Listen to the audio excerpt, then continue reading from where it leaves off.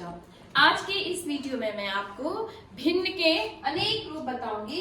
जैसे मैंने ये भिन्न लिखी है 3/4, तो इस तरह से एक भिन्न के हर उसमें इसका मान क्या होगा। तो सबसे पहले देखो बेटा 3/4, अब इसको अंश और हर के रूप में लिखना है। तो अंश कितना है बेटा इस भिन्न में 3 और हर है 4।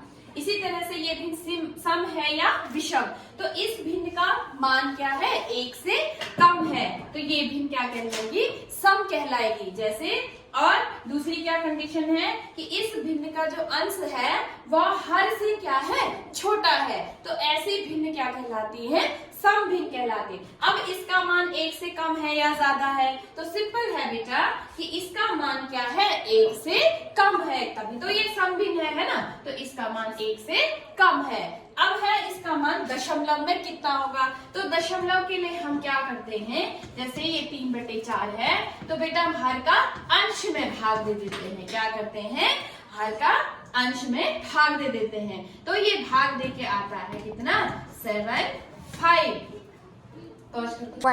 तो कितना आया ये 0.75।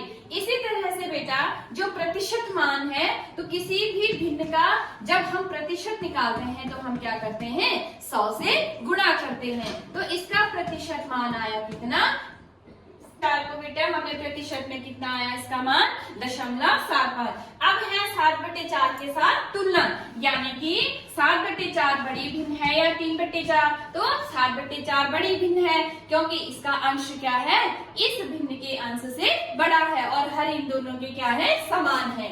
आपकी तुलना हमने 3/7 से करनी है, यानी कि पहले भिन्न में हमारे पास क्या थे हर समान थे और इसमें अंश समान है, तो जाहिर सी बात है जिस भिन्न का हर छोटा होगा वो भिन्न बड़ी होगी। यानी कि हमने किसी चीज के एक ने 7 टुकड़े किए और दूसरे ने 4 किए, 4 वाले ने भी 3 खाए, 7 वाले ने भी 3, इसका मतलब बड़े किसने खाए 3/4 बड़ी भिन्न होगी। अब है समतुल्य भिन्न। समतुल्य भिन्न का मतलब ये है बेटा कि इसका मान उस समय क्या होना चाहिए सब में बराबर आना चाहिए। तो समतुल्य भिन्न निकालने के लिए हम क्या करेंगे, पहले अंश और हर में 2 से गुणा करेंगे, तो 2 3 6 और 4 दूने 8।